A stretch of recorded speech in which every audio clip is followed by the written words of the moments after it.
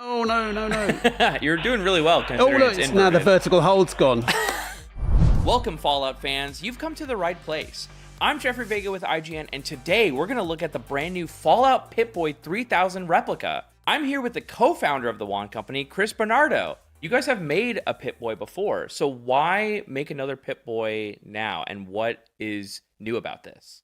Well, obviously there are a number of different Pip-Boys, and it would be great to make all of them, to be fair, because they're lovely things. The first one we made, the 76 Pip-Boy, we made it as a kit because we were under extreme time pressure to make it before the game launched. We made one for the TV show, and now I guess we're becoming the guys that make Pip-Boys, I suppose. So we decided to go for this one. I just got to lift it off its stand there and show you. There it is. Yeah, the same Pip-Boy was obviously, as you know, in Fallout 3 and Fallout New Vegas. So that gave us a chance of making a Pip-Boy that could do both those things. So yeah, this is why we've done this. And you worked with Bethesda on this, obviously. It's an official partnership. Like, how much do they kind of say, like, okay, here's how we want to, are they giving you kind of like direction in terms of like actually building out the game? How does that work? They are. To be fair, they've given us a lot of help, but when they first saw it, they just sat there with their mouths open. It is the real, I mean, for them to have designed it and worked on it for years, and then to see it come to life and be really real is mind-blowing. I mean, when I had the first meeting with them, my business partner, Richard, wrote to me and emailed me and said, what did they say about so-and-so? What did they say about this? And I said, they couldn't say anything. They were just sitting there with their mouths open, looking at it, going, "Oh my God, that's incredible!" So yeah, it was quite cool from that point of view. Okay, I'm really excited about this Pip-Boy because I know it's from Fallout 3 and I know it's from Fallout New Vegas. But this singular Pip-Boy 3000, you can switch between Fallout 3 mode or Fallout New Vegas mode. Tell us how that works. You can. In fact, it has thousands of entries in it, and if I'm on this screen at the moment, I want to switch. I'll just go here. I'll scroll down to where it says Fallout 3, and I'll press this like this, and you can see that it changes to New Vegas mode. With a song. With the beginning of it. Jingle. And then it has the color changes, and you get all the screens that you would get in the New Vegas Pip-Boy. It is effectively two products in one. Show me like kind of like so you turn it on and you have the home screen. Well, I'll tell you what, let's do a turn off. Okay. That's going to sound so good on these mics. All these little sound effects. Well, the idea is because it's a CRT in the universe, so we try to make this thing. Of course, as you know, it's a LCD, in-plane switching LCD actually, which is really nice. But you want to make it look like a CRT, so you've got this lovely curved screen in the front of it, and then you've got these effects. If I hold this button down, I've held it a long time, 3 seconds to turn it off. If I press it again, turn it on, you'll see these lights will glow as it comes on. And then you get the startup sequence, you get the slight wobble of the screen. There are other things you can do to make the glitching more persistent. You can adjust the threshold of the glitching. Oh, I love that. I mean, it is pretty cool. There's a mode where when you tap it, it glitches more. And stuff like no that. way. So we can probably get there. Let me see if I can find that mode, because that's pretty cool. I'm just going to go to. So there you go. You see, so right now we're in this persistent glitching. If I tap it, you can see it glitching more. You can see the screen wobbling. Yeah. And then there will come a time when it starts to do the vertical hold goes and stuff like that. And the only way to solve it is to tap the screen. So you can set up a few functions like that. That really is cool. that is. I feel like that goes beyond replica. That's just straight up immersive. I mean, it is. It has an accelerometer inside it, which means that we can measure its movement in certain things, and we can use that to do stuff. So one of the cool things it does is it has a fake radiation sensor in it, of course. where as you tilt it, the radiation Geiger clicks get longer. So you can prank people by going up to them and seeing how radioactive they are. How about this is the coolest thing? It has a radio, and the radio has a signal strength detector inside. So it is in fact a real radiation detector, because obviously radio waves are electromagnetic radiation, and it can sense when they're stronger and when they're weaker. And it has a little bar graph that goes up when you're doing that. Oh man, okay. That I will need everyone to know that it is technically not real radiation. It's not ionizing. Hang on. It's not ionizing radiation, but it is real radiation. It is real radiation. That's right. Yes, I don't. Yeah, no, that's true. Because I don't want to. I'm worried if I go somewhere toxic. It's really just the Wi-Fi. Yeah. I just know that there's so many different kinds of features, and is there one that particularly you were very excited about? It has the game Atomic Command on it, and that itself is amazing to play. It's great fun. Can we see what it looks like? You can. Whether I can play it without looking at it, I don't know. So I'm just going to, what I'm going to do is I'm going to turn it around. I'll go along to MISC. Then I think it's here. You can see the holotape, the little picture of the holotape. And if we go like that, you can see the game. We'll try and play it back to front so I can show you. Here we go. There we go. Oh, wow. Oh, I can't. Oh, no. I'm going to be useless.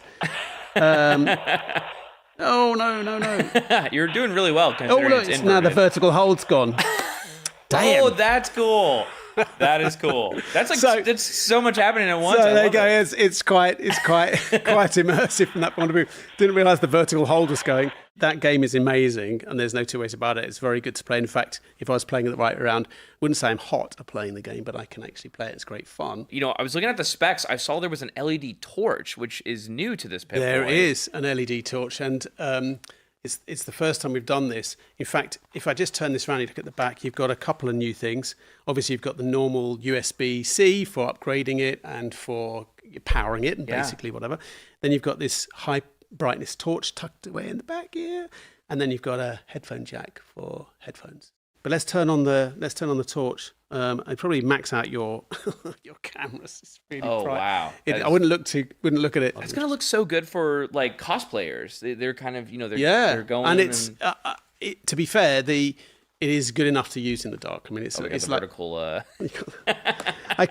That's being persistently doing it. So right, yeah. I love that that's a feature that you want to make it look broken. I can select that to be off. So then it does the normal, just gentle glitching that it should do. I love this. And so are there any other like kind of favorite kind of screens that you like love to interact with in this? Well, there's another favorite function that I'd like to talk about. Yes, and please. that is that, so obviously you've got these lights here. If I turn it off, I do a long hold.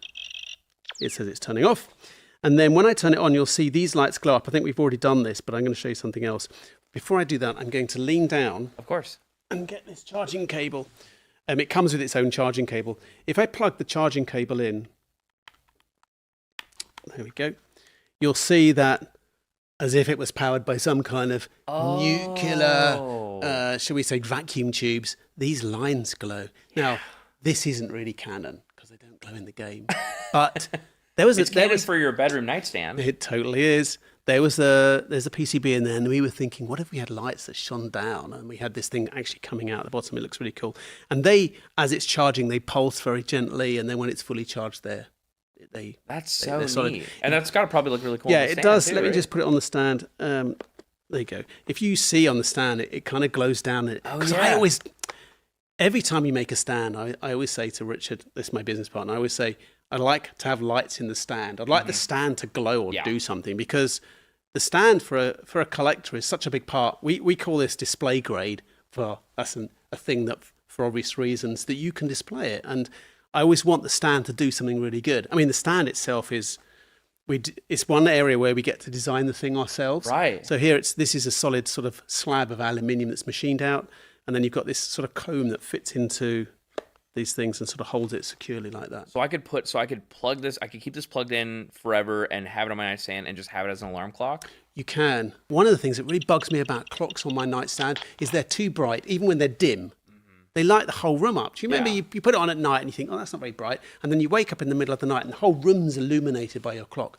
Well, this has an ultra dim mode where it's so faintly on that at night when it's dark, you can just see it. I feel like people are going to revisit the games after like getting something like this. They'll be like, oh man, this is exactly 1-to-1. One of the things that was interesting about designing it is the design for the catch on the bottom, because actually the one that you get in the game, it's locked onto your arm and you never really see them taking it on and off. And the other Pip-Boys that have come, I guess, since this one, like the 76 Pip-Boy and the Fallout 4 Pip-Boy, all had catches that you could actually see, and then you'd have the design along with that. But this did not have a catch. So what we've done is we've designed a catch that's flared in with the metal part, and then you press this in here, and then it opens again upside down. There you go.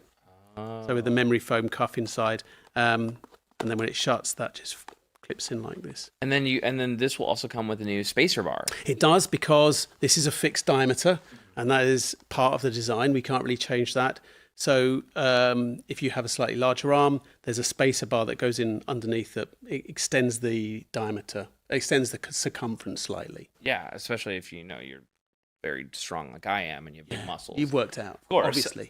So one last thing I was going to say, obviously it's not entirely die cast, but it's quite a lot of it is die cast. This whole front portion here and these bits coming down here, this is die cast metal. So if you feel the weight of it, I would like to pass it to you, and I will later. You can feel the sort of mass that it's got. Yeah. Fans who want to, shall we say, distress it, it will come like this. Fans who want to distress it a bit can chip off the paint. This front part here is all metal, and when you chip it off, what you get is the bare metal underneath. Oh, great. So that will be quite cool. Jeffrey, thank you so much for having me on. It's been a pleasure telling you all about the Pip-Boy. I'm going to take that if you don't keep a close eye on it. Well, Chris, thank you so much for your time. You'll be able to pre-order the new Fallout Pip-Boy 3000 replica on IGN store starting November 17th. For everything else Fallout, keep it locked to IGN.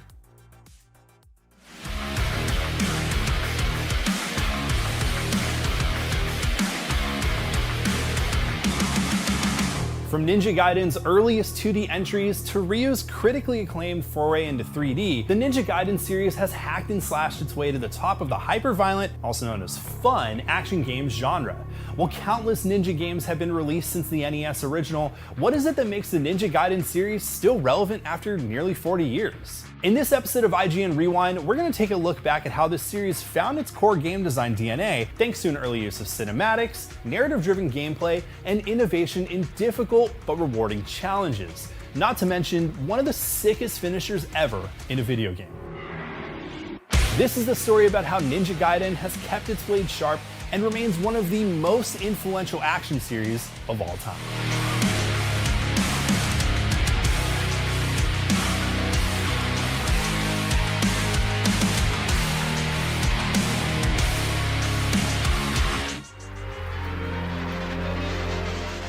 The year is 1988. Arcades are a dominant force in games thanks to titles like Double Dragon, Ghouls and Ghosts, and Contra. All excellent games in their own right, but little did the world know that one of the most important ninja games of all time was about to be released in both arcades and on the NES. Out of the darkness, the bright spirit of the Ryuken reborn. Ninja Ryukenden from Tecmo. Just when you had given up all hope, a ninja saves you from the evil Jackie O. More realistic than any other TV game, you're right in the action, fighting to the death. Ninja Ryukiden, the game we in the Western world know as Ninja Gaiden, because, well, according to the game's art director, this is a direct quote, it sounded cool. The arcade saw a Double Dragon-inspired port, which, while popular at the time, was dramatically different from the console version of Ninja Gaiden that we would all come to know and love. Ninja Gaiden was an unexpected revolution in action games, and overnight it had redefined what video games were capable of, thanks to its difficult but extremely rewarding combat, narrative-driven gameplay, and one of gaming's first uses of cinematic cutscenes to tell a story. Today, you'd be hard-pressed to find a major release without some sort of cutscene or narrative break, with some games even feeling like they're more movie than game. In the early days though, this wasn't the case. The majority of video games on the NES use a single static image with text and music to bookend a game's story using what most would loosely call a cutscene. Games like Castlevania or The Legend of Zelda that demanded more explanation would require you to open up the manual and find it yourself rather than play the game. Yes, hardware was a limitation, but it wasn't the only one. Western and Japanese versions of some NES games varied dramatically in narrative, tone, and marketing because at the time, video games were still considered to be primarily for kids. Unseen, unheard, and unnoticed. Mission accomplished. The final battle begins. Ninja Gaiden for Nintendo from Tecmo. Ninja Gaiden desperately wanted to change that. The developers Team Ninja used a Hollywood blockbuster-like approach to elevate its storytelling for mature audiences. The game starts with a cutscene of two ninjas dueling to the death in a grassy, moonlit field. Like a big-budget movie, it utilized fast cuts, cinematic camera work, a widescreen aspect ratio, and expressive music to set up the death of Ryu's father. This inciting incident leads you on a game-long quest for revenge. Revenge wasn't new to video games, but that kind of cinematic setup sure was. In just a few seconds, we went from video games with little to no storytelling to anime-inspired cutscenes and dialogue motivating the player to complete their journey. This level of storytelling marked a major step forward for the perception of video games, proving they could be so much more than a child's toy. Video games could also be an engaging platform to tell a captivating story. Cutscenes, however, aren't the only thing that made Ninja Gaiden stand out all those years ago. Gaiden's game design also made significant strides, proving to be uniquely challenging to gamers of the 8-bit generation. Instead of having the time jumps and memorize level layouts like in early Mega Man and Mario games, Gaiden's high difficulty, high reward gameplay tied progression to skill development and a player's ability to master the game's mechanics. Most hard games were designed to be this way because it was an easy way to pad out the game's runtime, or in the case of the arcade, make sure our pockets were noticeably lighter when we left. Ninja Gaiden was one of the first games to take a high challenge, high reward gameplay and mold it into something more enjoyable.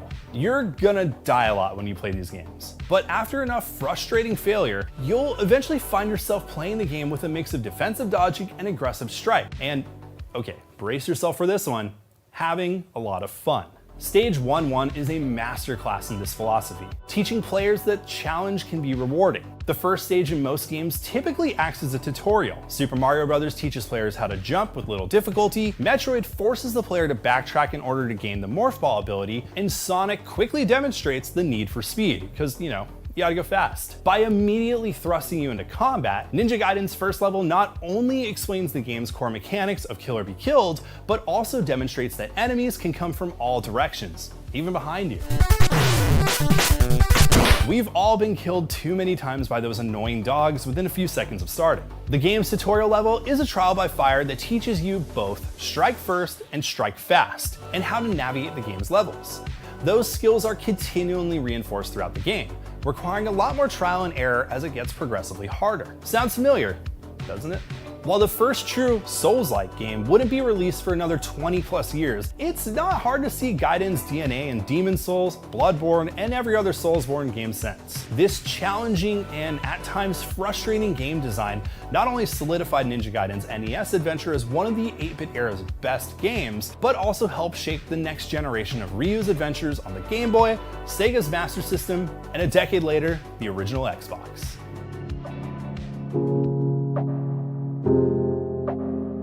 The 6th generation of video games had some of the most influential games of all time. Games like Grand Theft Auto San Andreas, Resident Evil 4, Halo, Combat Evolved, Kingdom Hearts, Metal Gear Solid 3, the list just goes on and on. So it would take a forward-thinking and not to mention generation-defying entry in the Ninja Gaiden series to even cut its own place in what many consider one of the best generations of gaming. For Ninja Gaiden, there weren't one, but 3 titles that kept the series sharp in a time where competition was fierce and groundbreaking innovation was everywhere. 2004's Ninja Gaiden, and more specifically its expanded 2005 re-release, Ninja Gaiden Black, is considered one of the greatest action games of not only the 6th generation, but to some of all time. IGN gave it an incredibly high score of 9.4, praising its fast-paced combat, its hard but rewarding gameplay, and action. Sounds familiar, doesn't it? Similarly to the original, this new take on the series would need to once again redefine the standards of what an action game can be. While the cutscenes look great for the time, it's Ninja Gaiden's gameplay that would once again shine and raise the bar for challenging action games across the board, while still emphasizing the strike hard and strike fast precision and timing from the NES era games. Combat was more chaotic and aggressive now that Ryu was able to be attacked in 3 dimensions, and pairing incoming attacks relied heavily on timing and rhythm. You can't just button mash your way through enemies. It requires a more methodical approach with each encounter, honed by a lot of death. Just like in the first game, you're taught this right off the bat, as you find yourself fighting 2 very annoying ninjas on a cliffside. I died a few times here.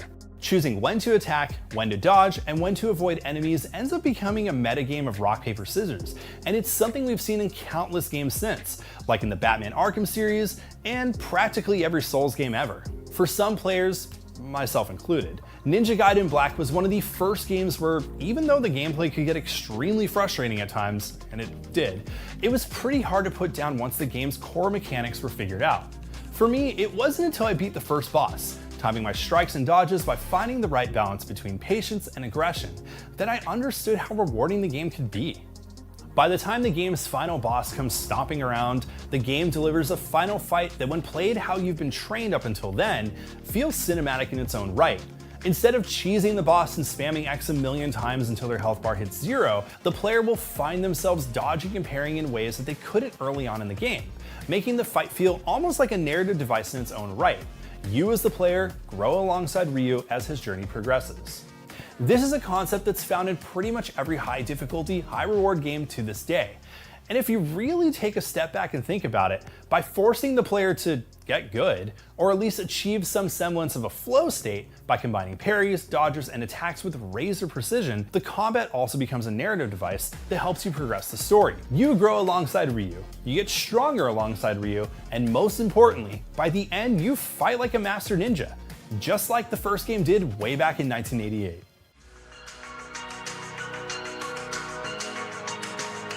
While not as impactful as the 2004 release, Ninja Gaiden 2 and 3 went on to receive critical acclaim and multiple releases and revisions.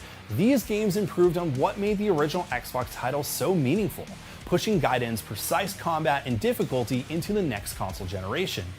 Unfortunately, the franchise didn't cut through the competition in quite the same way Ninja Gaiden Black did at the height of the 6th console generation. It wasn't until over a decade after Ninja Gaiden 3 that indie developer The Game Kitchen would revitalize the series with Ninja Gaiden Ragebound. What's old is new again. Ragebound took the series back to its 2D roots, adding more to the lore of Ninja Gaiden and perfecting the series' difficult but fair gameplay for a new generation of side-scrollers. It went on to be considered one of the best entries in the series, according to the IGN audience, and I concur. What's more, it helped pave the way for the latest installment, Ninja Gaiden 4, which looks set to raise the bar again for a new generation of hyper-violent and tough action game. It's impossible to overstate the impact Ninja Gaiden has had on action games over the years. Its DNA can be found in hundreds of great games due to its excellent combat mechanics, crushing difficulty, which somehow manages to be fun, and early use of cinematics to tell a story in new ways. Simply put, action games as they are today simply wouldn't exist without the influence of Ninja Gaiden. After more than a decade, Valve is launching a new Steam machine, and while this little gaming PC is exciting on its own, it is the next step in Valve's play to become the face of PC gaming, at least more than it already is. Because alongside the Steam machine, Valve is also launching a new controller and the Steam Frame, a VR headset that itself runs on SteamOS. Combined with the Steam Deck, Valve now has the makings of its own tech ecosystem. So this didn't happen overnight. This idea of an ecosystem is something Valve has been quietly working on for more than a decade. And now that it seems like the next generation of consoles is going to look more like gaming PCs than ever, it's the perfect time for Valve to assert itself as the face of PC gaming. Now, this is an opinion piece written by my colleague Jackie Thomas, who also visited Valve with me to see their new hardware, and I do endorse her opinion. So when we talk about hardware ecosystems, the first thing that comes to mind is Apple. Good morning. Over the last couple of decades, the tech giant has created a range of devices that all work in concert, syncing together to your settings and preferences. It's why, for the most part, when you get a new iPhone these days, setting up a new device is as simple as holding it up over your old iPhone, letting software move everything over. This works with pretty much all of Apple's devices too. Whether it's an Apple Watch, Apple TV, or even a MacBook, everything is just kind of easier if you have other devices from Apple. On the surface, these devices are all distinct from one another, but because Apple makes both the hardware and the software, the company can make it extremely tempting to only buy Apple products. It just makes certain things easier. Apple's definitely not alone in doing this. Even staying in the realm of phones, Samsung is very similar in its approach too. There is a problem with this though. Apple's ecosystem is often referred to as a walled garden in the way that it makes people feel trapped after they've already invested in a couple of Apple devices. But it's not the only way to do it. Microsoft has also tried to create a similar ecosystem several times, starting with the Windows Phone. Jackie says she was one of the 12 people who owned one of these things and says it was genuinely useful to be able to carry Windows settings over to a phone. But even after Microsoft's mobile operating system faded into obscurity, Windows started to become a lot better at being a multi-device ecosystem in and of itself, even if it was limited to PCs. If you have multiple PCs running off of Windows, it's remarkably easy to set up so everything is just shared between all of them. Game saves, documents, and even settings are easy to set up so they sync between your different devices. And more recently with gaming, the company has also tried to work Xbox into this ecosystem-centric approach. That's why Microsoft claims everything is an Xbox, because through programs like Play Anywhere and Game Pass, everything potentially is. There's just one problem though, it's the user experience. Because Windows has been designed around a keyboard and mouse for decades, retooling it to be cross-compatible with a UI that's primarily used with a controller is going to take a lot of work. Microsoft has made some decent first steps in making Windows usable with a controller. Just look at the Xbox Ally X, but Valve has a leg up with SteamOS. Between the Steam Machine, the Steam Frame, and the Steam Deck, Valve is clearly moving to make SteamOS more of a platform of its own. It blew up in popularity with the Steam Deck in 2022, but it's been around much longer than that. Valve's Linux-based SteamOS launched in 2013, followed by the original Steam machines in 2015. But while the skeleton of the operating system was similar, it relied on games that already had built-in Linux support. There certainly were games that would run on SteamOS, but not enough to sell people on abandoning Windows altogether, especially when it was paired with expensive hardware. This led to third-party Steam machines being rebranded as Windows 8-based mini PCs, and it seemed like Valve's PC making days were in the past. But in 2018, Valve funded Proton, a compatibility layer that allowed SteamOS, along with other Linux distros, to run Windows games. While it was rough at first, only supporting a few games according to a post on Gaming on Linux, it's grown considerably in the 7 years since its initial release. Proton is what ultimately led to the Steam Deck's success. Through this modified version of Wine, Valve's little handheld can run pretty much any game in our libraries, albeit excluding any games that rely on anti-cheat software. As an operating system, it's only getting better too. With Valve's upcoming VR headset, the Steam Frame, it shows it's able to get Proton running on Qualcomm Snapdragon 8 Gen 3, which not only allows Windows games to run on Linux, but also allows games built on traditional PC processors like the x86 architecture to run on ARM. That's something Apple has been struggling with. Just look at the limited amount of PC games that are running on macOS, even with the Rosetta translation layer. Thanks to Proton, Valve can now relaunch the Steam machine while completely avoiding the compatibility issues that killed it in the past. It's also joining a growing crowd of devices that are running SteamOS. Since people are already familiar with the operating system, it'll be more natural for them to ease into Valve's nascent ecosystem. What's more, SteamOS and Proton are largely open source, so you don't even have to tie yourself down to Valve's hardware to get in on it. For the longest time, if you wanted to play PC games, you were almost forced into Windows, and it's not that hard to see why. Microsoft's operating system has always had good hardware compatibility, which meant a wide range of machines and a huge built-in install base. But as Windows 11 gets more bloated with features like Copilot, an alternative has been desperately needed.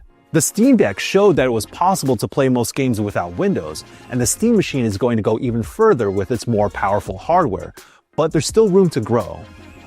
Thankfully, due to the open source nature of Linux, which SteamOS is built on, anyone can install it or modify it to their own needs. The actual launcher is proprietary, of course, but you can add and remove features to SteamOS if you have the technical know-how, or at least know how to follow instructions on a GitHub page. Right now, you can theoretically install SteamOS on any computer, even if it's not technically supported by Valve. You just have to go to the SteamOS recovery page, download the image to a flash drive, and follow the instructions to install it. As of this video, only the Steam Deck and the Legion Go S are guaranteed by Valve to work, but as long as you have AMD hardware, you should be good to go. And even if you can't, there's always Bazzite, another gaming-centric Linux distro. So Valve might be launching a bunch of official devices that are running SteamOS, but you don't really have to use any of them to get in on this platform. It'll be more user-friendly on devices that already have everything installed and configured, but Valve isn't going to do anything to stop you from using any other hardware. Similarly, the Steam Machine itself is compatible with any controller, so you don't have to use the new Steam controller, and in turn, the Steam controller will work with any PC, regardless of operating system. Valve is just putting the toys out there and letting people play with them however they want. Both Microsoft and Valve are selling a dream of sorts, one where you can play all your games on any device. And in some ways, PC gaming is already there. You can access any of your games across different launchers and operating systems, and they'll work. Plus, more games now than ever support cloud saves. The problem comes from trying to play those games on anything but a desktop. As we've seen with the plethora of Windows handhelds that have come out over the last couple of years, Windows doesn't play that well when you're trying to use a device with a controller. SteamOS runs most games and is very user-friendly whether you're using it with a keyboard and mouse or a controller. Add on the fact that the operating system is free to download on any device and isn't loaded with features that slow you down or spy on you, and it really does start to seem like SteamOS and other Linux gaming distros are going to be the future of gaming. There are definitely still kinks to the operating system. Linux can be complicated to install, and a lot of multiplayer games just don't run on it. But the more people install and run games on SteamOS, Bazzite, or other Linux operating systems using Proton, the better the software is eventually going to be, and the more incentive that developers and publishers will have to make sure that their games will launch with native support for SteamOS. And we don't know about you, but we're ready for a major gaming platform that's open and free, and most importantly, that isn't loaded with subscription fees and AI services that you're never going to use. And there you have it. If you need the details on all of Valve's newly announced hardware, check out our hands-on previews of the Steam Machine, Steam Controller, and Steam Frame. And to keep up with everything in the world of games and tech, stick with IGN. I honestly wasn't sure what to expect when I sat down in front of an Xbox Series X to play an early demo of Halo Campaign Evolved, the just-announced Unreal Engine 5 remake of the original Xbox killer app. And yes, it is a proper remake, not a remaster like Halo Anniversary was. And I'm still not sure exactly how I feel after playing it. I definitely wanted to be blown away by the visuals, in the same way that the original Halo Combat Evolved knocked my socks off back in 2001. Heck, we know Unreal Engine 5 is fully capable. I also didn't want Halo Studios, aka 343 Industries, to mess with too much. Or did I? Would Halo 1 just feel old no matter what? And will PlayStation 5 gamers even care about this 25-year-old Xbox classic when it hits Sony's console for the first time ever, day and date with Xbox and PC? So I went in with a lot of questions, and I left with, well, some answers. Let me explain.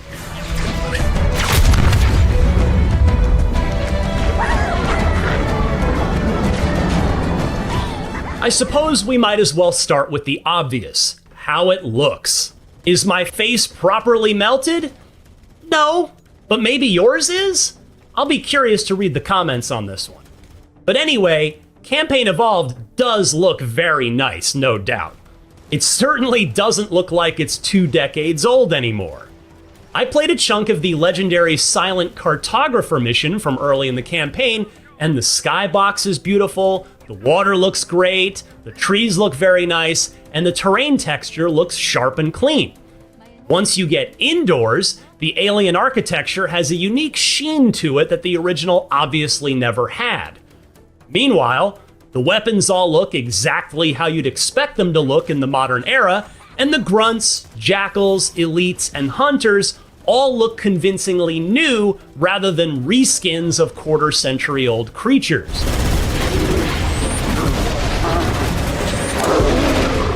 Everything looks clean, but not in a soulless way, at least not to me. It works as a cohesive art-directed space in the new engine. I also appreciate that VO from the principal actors, Steve Downes and Jen Taylor at the very least, has been re-recorded. I've been able to pinpoint the main facility by cross-referencing Covenant survey data and religious texts. While mocap has all been redone for the rebuilt from scratch cutscenes. But let's talk about my biggest concern coming into this demo, the classic Halo feel. Movement, aiming, jumping, vehicle controls, it's all gotta have that semi-floaty Halo feel to it, and I'm pleased to report that even in this very early state, Campaign Evolved is a good bit of the way there. No doubt they'll continue to tweak it over the coming months. This release has no official release date beyond 2026, by the way, but I would be stunned if it's not time to release at or very near the 25th anniversary of Halo Combat Evolved in November of next year.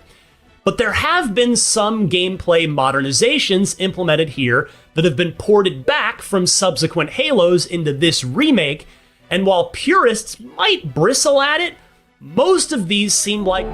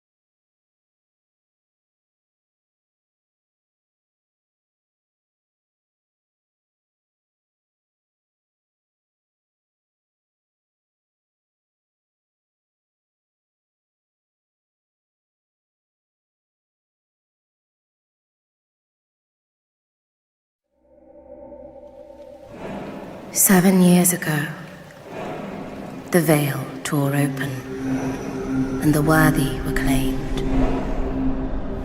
We were left behind. In our desperation, we called to you, warrior, to stand against the darkness.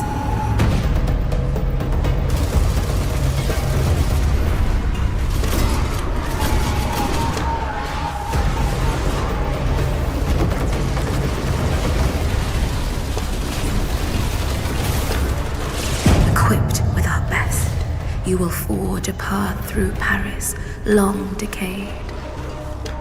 Together, we must reach the Sunless Gate. When we die, we will leave this place. But you return again and again.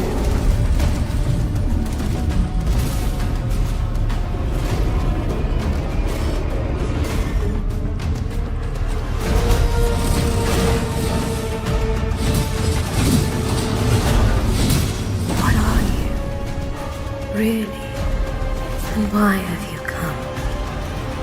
Is this our salvation? Or is this the end?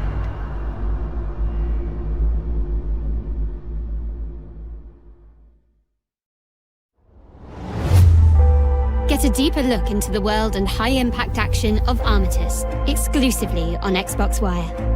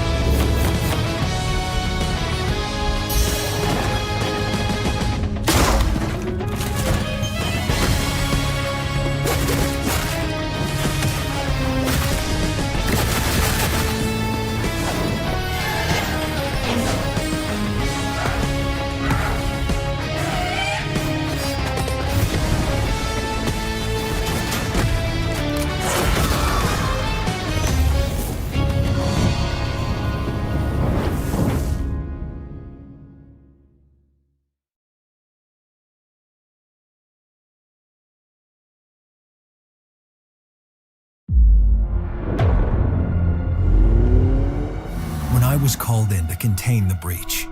I didn't think much of it. It's just another day, right? Wrong.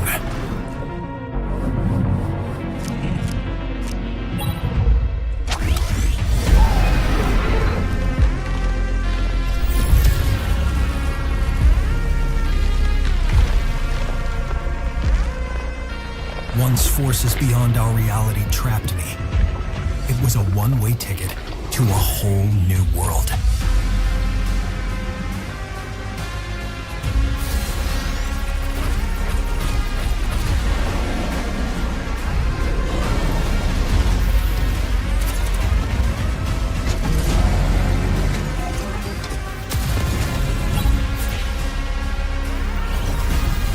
The question isn't, what can I do to survive? But what can I do to find my way home?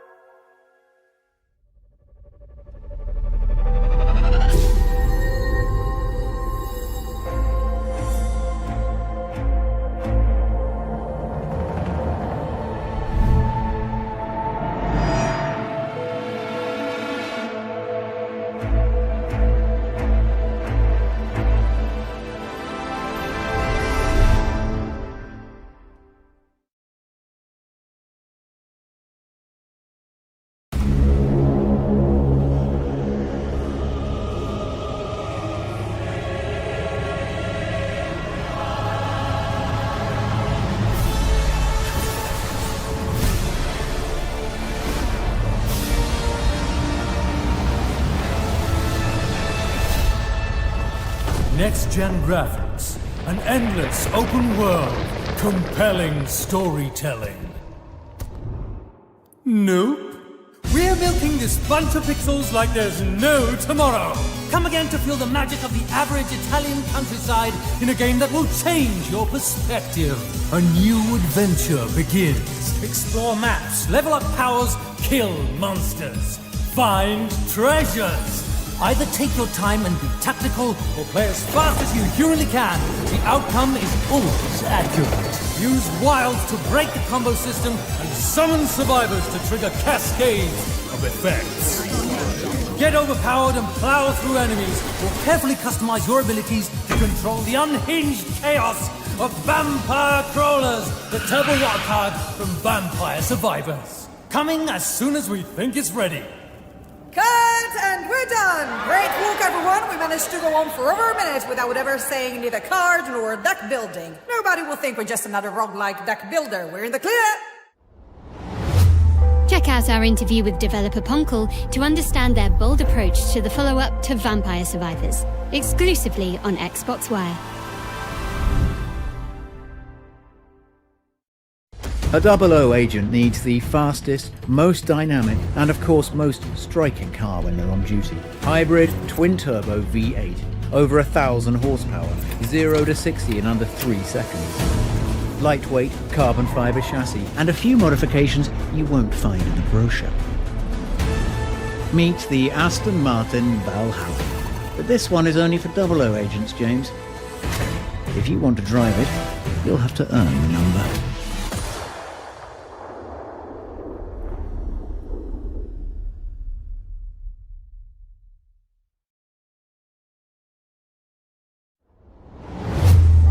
.007 First Light will be honouring a long line of iconic Bond vehicles. Find out more exclusively on Xbox Wire.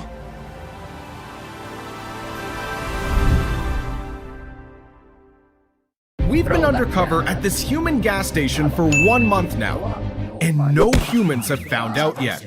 My job is to get everything ready and in place for the invasion. To help with that, we've got Schroep here, our lead scientist, once featured in a very popular magazine on Probalia Tita 12. Our state-of-the-art technology allows us to blend in and gather all the data we need. Of course, it's important to keep this place up to human standards. Otherwise, the scary ones show up. We need your help. Everyone is being called to Earth to prepare for the invasion. The mission depends on you.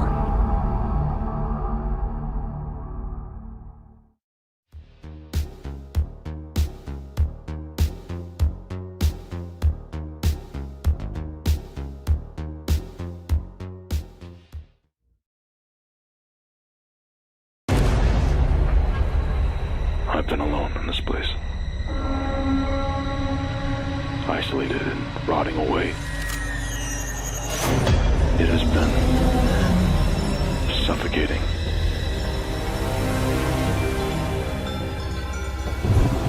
I've lingered here far longer than I ever meant to. Retracing old steps and replaying every moment. Wondering where it all fell apart. But why? What's the point? You can't rewrite what's already happened. My path brought me here to this corpse of a home. These fading memories. They're all I have left.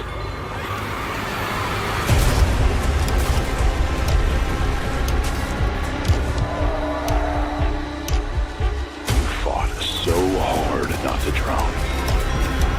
And yet here you are, dragging yourself deeper.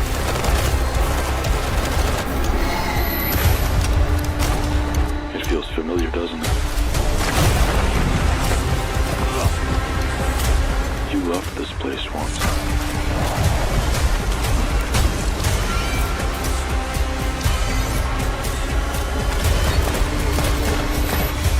Every moment you dwell here will lead you closer to inevitability. If you still had a chance to leave, would you take it?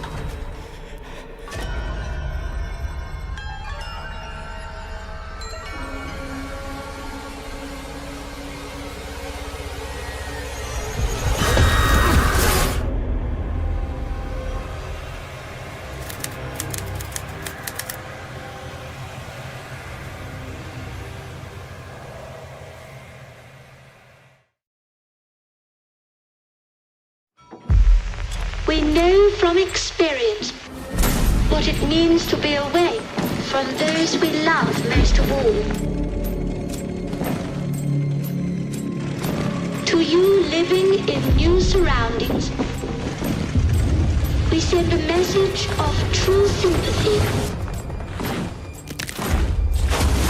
And to think of all the new sights you must be seeing.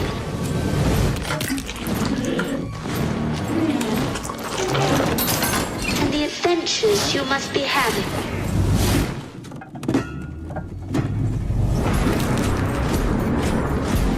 So it is not difficult for us to picture the sort of life you are all leading. I know you won't forget us. Good night, and good luck to you all.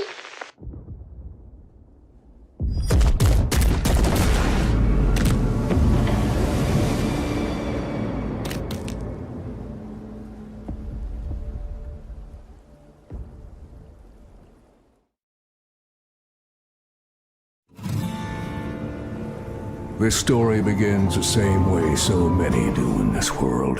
Daddy! With blood. When a man loses everything that matters, ain't nothing that can keep him from setting things right. Not even death. But it's gonna take more than iron to save the one he loves. Because the one thing a bullet can't stop is time. All I'm looking for is a reason you can love me again. And how am I supposed to move on when you make me stop before I start? Way up now, I'm gonna find my way.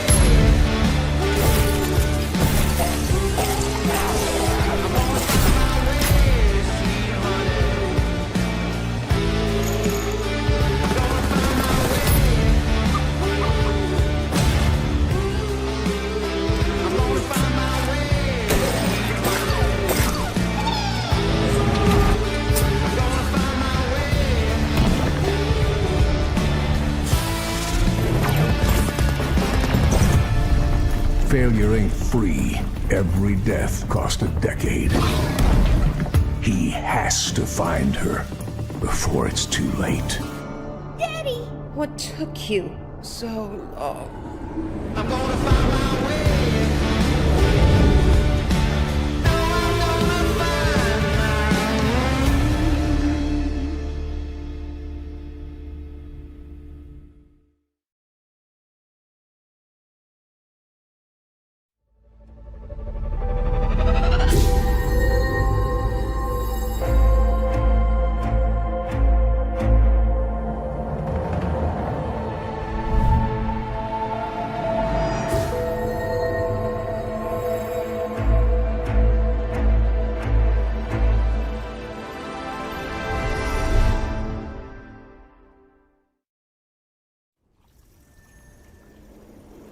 Bunny. What? Still alive? Because if you bite the dust, your ride is mine. Just a heads up. Hey, Ray, you got the spark? Ran into a few bumps.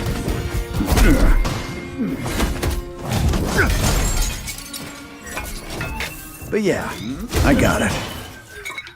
Hey, that's Stone's ours too. Team effort, remember? But Ray, stone that came so easy. Aren't you worried it'll bring trouble? Relax. I'm counting on trouble.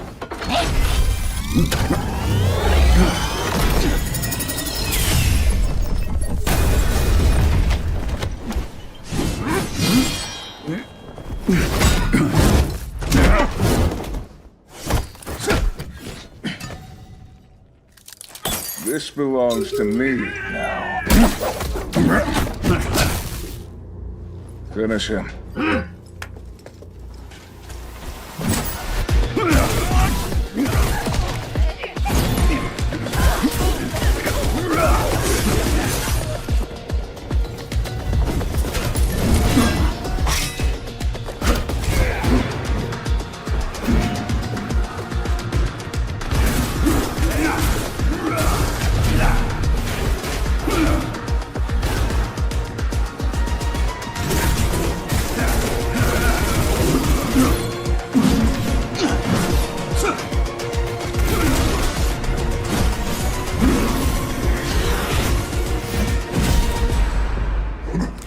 Right in himself, huh?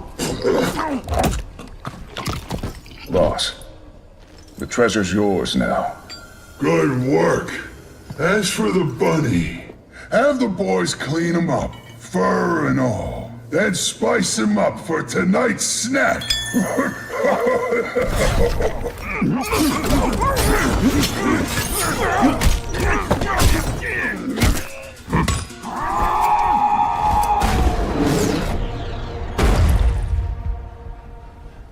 What?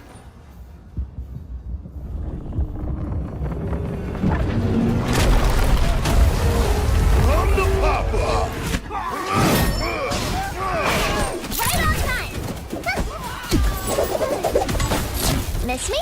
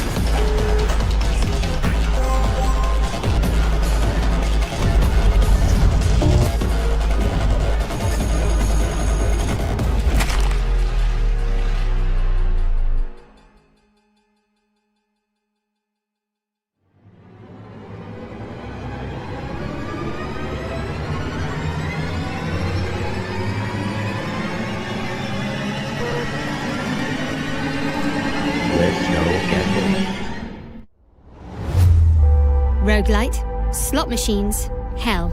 Delve deep into the bizarre but fascinating journey that awaits you in Clover Pit, exclusively on Xbox Wire.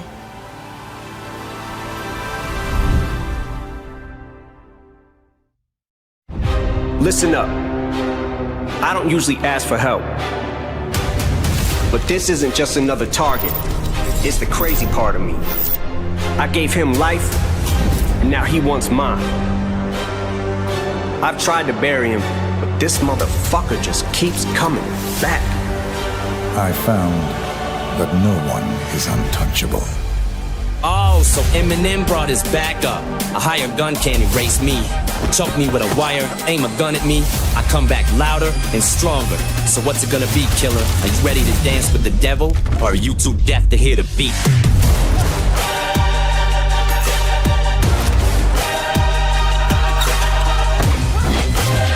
This is it.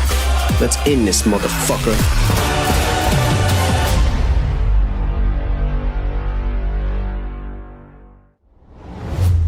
Eminem targets his alter ego in the new elusive target mission for Hitman. Learn more exclusively on Xbox Wire.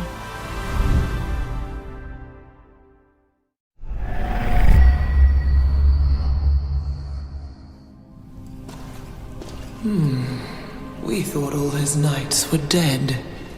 Yet Lamorak sends one more. I almost admire him. Tyranno! But you're one of the White King's sorceresses.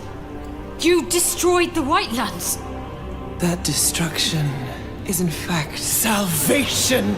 You're insane! You know not of what you speak. Accept your defeat.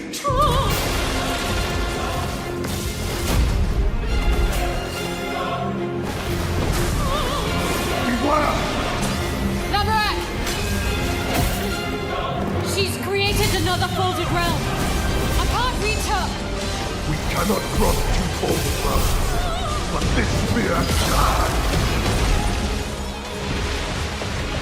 Take the spear.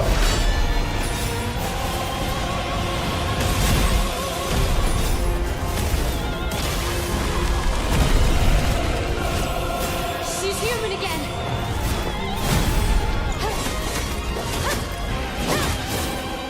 It seems you do have the capacity to surprise us.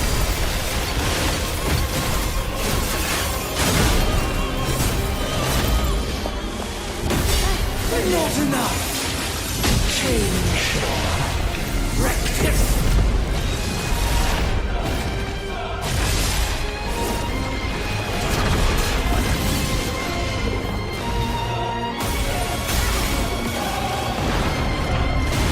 Even with your new ally, we end this here.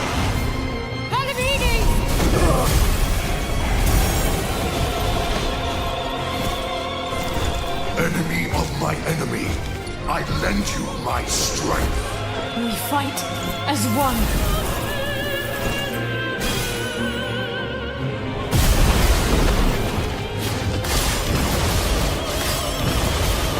Tyranno of the Nine.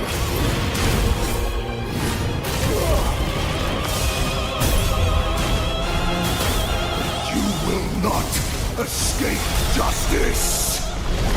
Justice. There is only the King's will.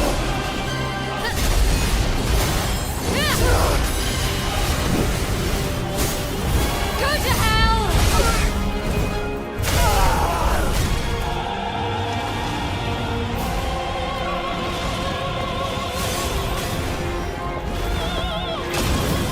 Foolish knight and your foolish friend.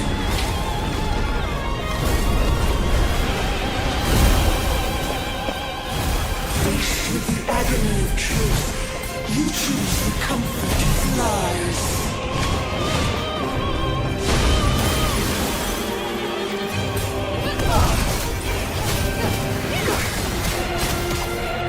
Loyalty without inquiry is in itself a betrayal.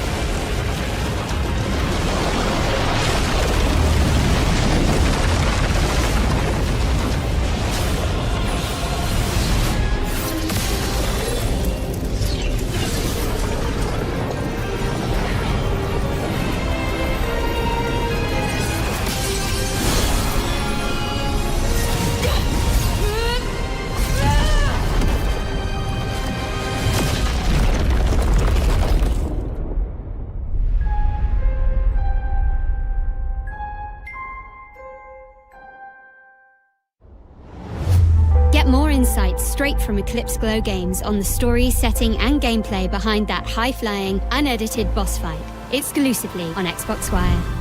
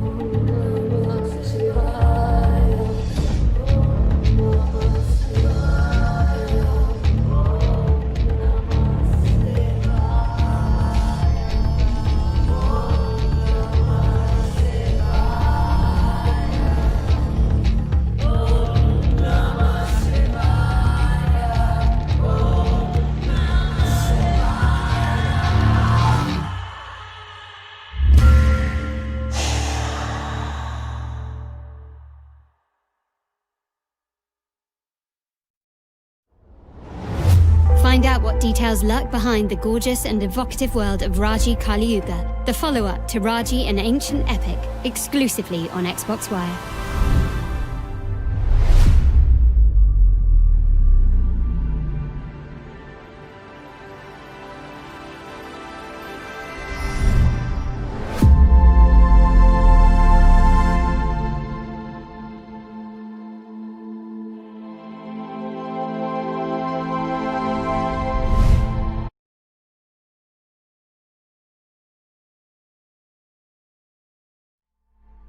What's happening, friends? Welcome to Unlocked. It's IGN's weekly Xbox show. We're coming at you live here right now. It is 10:31 a.m. Pacific time here on November 20th, 2025.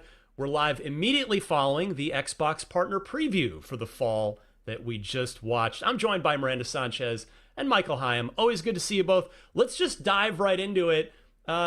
First, just top line thoughts, and then I want to hear each of your favorite game from this, because I thought it was pretty good. Miranda, your thoughts? Very European. I think there's a lot of games like set like just different parts of Europe. Not necessarily just I guess it's a partner preview. Not necessarily just there, but I also took away that Dave the Diver and Vampire Survivors are eternal. Even though it was a new Vampire Survivors technically announcement, Yeah. but those games they just keep coming up. And it's not that it's bad. I'm just like, it's you again. I know you. Yeah, and apparently the Vampire Crawlers is a spin-off, not a sequel, is what our news team has got clarification on there for anybody wondering, wait, exactly what was that? Michael, your top-line thoughts? I'm trying to listen. My takeaways is I'm getting an Aston Martin car, and I get to assassinate Eminem in Hitman, allegedly. So, great showcase. No, I'm just kidding. Hopefully folks set expectations that this was not going to be a first party banger of a lineup. That they pretty much said straight up it's called the partner showcase for a reason.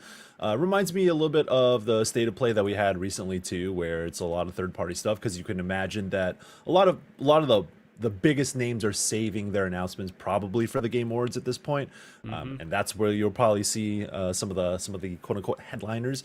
But it is cool to see that I guess lesser known developers and more games that could use a bigger stage have a showcase, and then seeing things continue on with support, such as Hitman with a new elusive target. The fact that we're still getting elusive targets in 2025 and we're getting of all people Eminem, I think is really funny. But it is cool to see continued support for certain games that you thought were done, but they're not. But otherwise, like it's one of those showcases you look back, I'm just like, okay, cool. Like there's a couple things that are out today. That's a nice cherry on top, and there's a couple things coming out early tomorrow. So I'm not like pumping my fists and screaming out of my window about anything that was announced here, but it's all good. I love the mom spaghetti reference. Yeah. The Eminem thing too. That was a nice touch. And I don't think Agent 47 makes it like Mom does. Probably not. Well, let me stay with you here, Michael. Sure. Give me. We're going to run through. I think we can spend a few minutes on each of these games because this was a 30-minute showcase, not any sort of huge thing that we'd be sitting here for hours talking about. But we've got time to run through them all. But let's just start with everybody's favorite. So, Michael, what jumped out at you the most? Surprisingly, there's some cool stuff that I haven't seen before, which is always a nice surprise. But I think the thing that I am actually most excited to check out is Vampire Crawlers. So, Vampire Survivors, like everybody who touched the game, took over your life for like at least a month. It was the only thing I played on my Steam Deck. Oh, I bought this new Steam Deck. I'm gonna play so many games. Guess what? Psych! You play Vampire Survivors for 2 months straight. So the reason why I call out Vampire Crawlers is because I'm also a big Etrian Odyssey fan. And I know Etrian Odyssey is not the only series to do first-person dungeon crawling on a grid-based system, but it is an interesting twist that they're going to take the sort of deck-building-ish roguelike aspects and turn that into a dungeon crawler in the vein of an Etrian Odyssey. I think that's an interesting take on sort of the foundational material that you come to expect from this kind of game.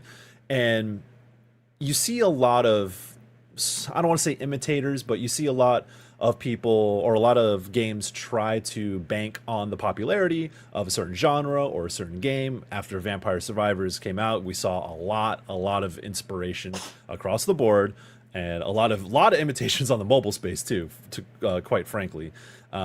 So this is, I think, enough of an interesting twist to where we're not retreading old ground, but we are working with, seems like we're working with familiar mechanics, familiar territory, and I'm not 100% sold on the idea of marrying a dungeon crawler game with the roguelike aspects of a Vampire Survivors, but I am intrigued. And the thing I got from the trailer too is that the satisfaction of a Vampire Survivors is watching numbers go up and watching you just tear through mobs relentlessly.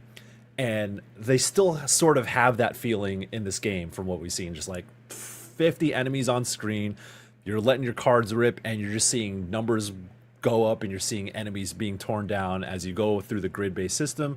So I think what I want out of a dungeon crawler, what I want out of a Vampire Survivors, I think I'm seeing both, at least in this early trailer. Yeah, I will say for my part, with nothing against Vampire Crawlers, I'm about full up. Just a memo to the games industry. I'm all set on roguelike deck builders. I think we have a sufficient quantity of them to last us for quite a while. At the end in the VO, they made a joke about that as well. It's like, yeah, it's not just another roguelike deck builder. It's like, yeah. Yeah, it is. They're aware. How about you, Miranda? What was the first game that jumped out at you out of the, I don't know, dozen plus that we saw over the last 30 plus minutes? Easily Tides of Annihilation. So this one was revealed back with PlayStation in their State of Play in February 2025. So earlier this year, so it's not been super long in its promotion cycle, and we haven't really seen a ton of it yet. But this was a big boss fight, which they've teased in little bits in their reveal as well. And this game still just looks stellar. Like, this is 100% something on my radar, on my list. Ryan, we were talking a little bit before about like certain themes that kind of come up, or storytelling, not like genres, but like just formats. archetypes. Yeah, archetypes. Yeah, I guess is a better way to say it. So like Greek mythology, Arthurian legend is what this one is, and it's like anytime people rehash this, I'm like, yeah, let me know. Like I want to see this, like, 'cause there's just so many cool ways to play with these really known mythos and stuff, and this one looks so cool, and this boss fight was so sick, like the different like realms and just like the crashing between them, and like having summons come in to help when you can't get into certain parts. This is 100% my thing, so I'm super excited for this. And if you guys hadn't seen this before, there's obviously like a really big gameplay reveal trailer that's out there that has a little bit more of like the world and like what's going on, but I'm stoked for this, and the fact that this is the studio's first game is like really promising as well. So yeah, from that gameplay reveal, that initial reveal earlier this year, we actually have an exclusive extended trailer, I think, which is is what you're referring to there, Miranda. I want to say it's I don't have it's long. It's like it's maybe 8 or 10 minutes. It's pretty long. If you want to get kind of even more of a gameplay look at that, you can find that on IGN or on our YouTube channel. And what I really liked about this, and what I thought was really smart of the developers of Tides of Annihilation, is that, as it was specifically called out there by the mystery announcer voice after the trailer, that was all unedited. I think that was a really smart way to, like, their trailer was just an unedited boss fight. Like, here's what our game is. We're not trying to, make any cuts or sort of edit anything to make it look even cooler than it already is. Like, no, this is it. So I thought this looked super good. And yeah, this is if it wasn't on people's radars before, it probably will be now. Yeah, I was curious if this was going to be a Game Pass game or not, and it's not, but that's fine. I'm still going to play it. Yeah, I think they made a really good impression with this one, and I already know Mitchell Saltzman's out there studying frame data. Goodness, yeah. It was like every time I see games like this, I'm just thinking about Mitchell. I'm like, Mitchell, we're gonna like bond over this game. It's gonna be great. He's been typecasted. Yeah. I think he embraces it though, as our resident sort of high skill action game Souls-like player. He's all in. So for me, I'll give you the one that jumped out at me. I liked a good number of these games, I'll be honest, but the one that I think seemed like the most Ryan kind of game, and that it's just like, it's visually interesting, the gameplay seems to have a bit of a unique hook, and that's Erosion. Yeah. Erosion is what popped out at me. It's sort of a voxel western roguelite. I know I just got it's not roguelites or deck builders that I'm drawing the line on. It's when those two go together, so this is not a roguelite deck builder. It does have roguelike elements, but yeah, the fact that I like that the sort of core gameplay is a sort of isometric top-down twin stick shooter. Mm-hmm. I'm into that. And I like the sort of goofy on purpose animations where everybody's just kind of bouncing up and down, as you can see on the screen now. But the whole time element that ties into the gameplay loops of you have to save the girl, but if you die enough, she ages and she might just be super old. And I love the little kind of like hover car things. Just there's this sort of futuristic Western dystopian vibe to it that I think the voxel visuals suit really well. Mm-hmm. It doesn't seem to be taking itself too seriously, but it's also doesn't seem like a goofy game either. I just thought that the tone and the vibe here are really good, and the art direction, I'm loving it, and that the fact that it's top-down twin stick shooter gameplay, I'm into it. Yeah, Miranda, what did you think of this one? Yeah, as you're saying, it's not just like goofy, but I would say more playful. Yeah. Like, it feels very playful in what it's trying to do, though it's like kind of trying to drive some sort of serious tone to it. So the tag was every death costs a decade. So at the very end of the trailer, you see protagonist's child just growing to be an old person and then dying. So it's like if you die too much, you kind of just like lose your family along the way. And I think that's probably where you'll see some of the time elements come in, as far as like the futuristic tech and other things that come in. But I totally agree. This is my number 2, like most anticipated. As far as like new stuff we saw, this is my number 1. Nice. It just, I think it's been a long time since I've played anything that's like twin stick, just like all the way through, other than like dabbling a little bit. So this seems like it would scratch an itch that I've had for a long time, and would just be kind of. It just looks like a good time, you know. It's just goofy. I love chickens. Who doesn't love chickens? I want to go to Chicken Town.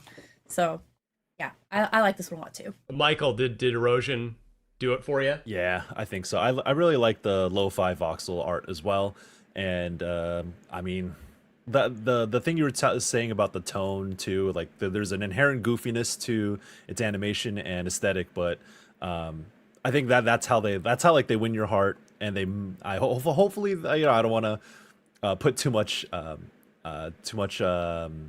stock into what the story might be saying, but if they are going for some kind of interstellar ass twist to it, I think that could really get you, because that's how you know, they bring you in with the visuals and the goofiness and the gameplay, and then they try to hit you with something that's a little bit more heavier. So I'm looking forward to that, but the simplicity of like a twin stick shooter gameplay with, you know, I imagine that you're going to be like upgrading weapons and doing different runs and seeing how it plays out. I think this might be a sleeper hit, I will say. And this one is going to debut on Game Pass Ultimate, day one Game Pass Ultimate launch. It's out next year, as we see there. It is coming to everything, with most everything in this showcase, just like most everything on Xbox. Multiplat is coming to everything these days, and that's fine. Like this might even be a Switch game for me versus even an Xbox game. I know we're on an Xbox show right now, but don't say that. This could be a good one for the road on the Switch. But yeah, voxels showed out pretty nicely on this one, because I guess I'm just gonna transition that to Echo Generation 2, which I love the first one. I don't know if either of you had a chance to play the first Echo Generation, but it's, again, there's something, it's just kind of marries that, like, a classic sort of lo-fi turn-based JRPG type gameplay with this just very unique art style, and I just think super works. There's kind of a little bit of an 80s vibe here, you know, maybe a little Stranger Thingsy, but like I don't know. I'm a sucker for a unique visual style. There's just enough. We see so many Unreal Engine games, and Unreal Engine makes beautiful things, but I just like when a game steps out of the norm and really kind of has its own unique visual style. I mean, that's not the whole reason, but a big reason why Replaced, which we saw at Gamescom earlier this year, and we talked all about that on whatever Unlocked was right after Gamescom.